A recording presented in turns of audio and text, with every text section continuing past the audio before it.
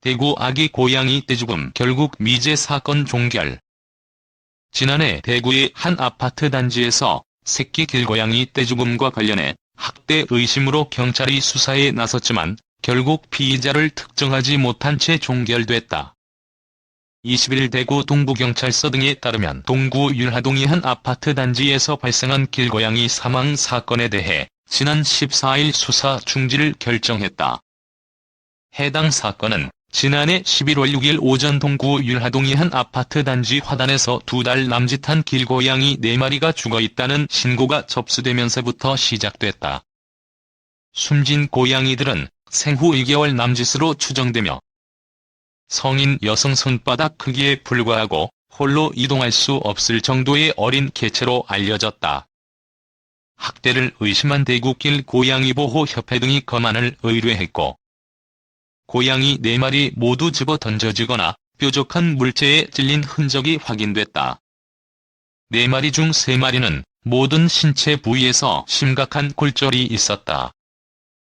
이 아파트에서는 성묘인 암컷 고양이가 목이 잘린 채 발견되기도 했다.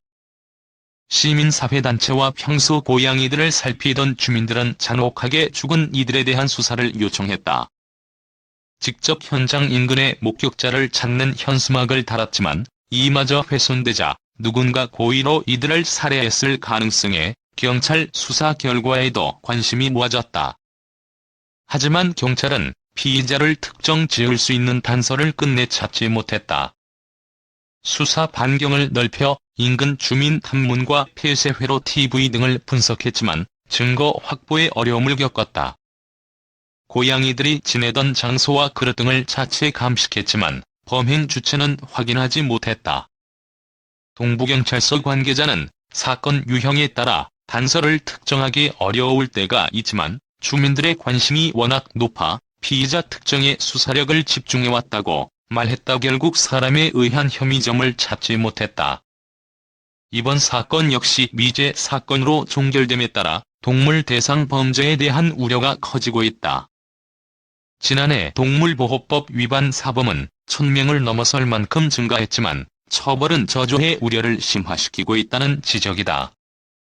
이율리아 대구길 고양이보호협회 대표는 온라인 상에서 동물 학대 사진과 영상을 쉽게 볼 수 있다.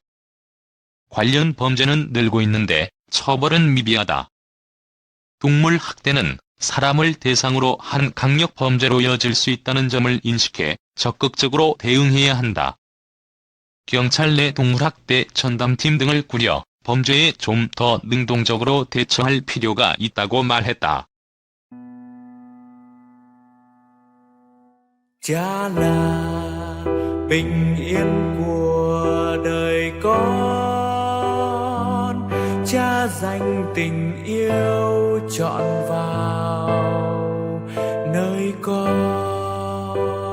đồng hành cùng con dẫu có khó khăn bao bước chân, ngày tập đi cha dắt dìu con trên con đường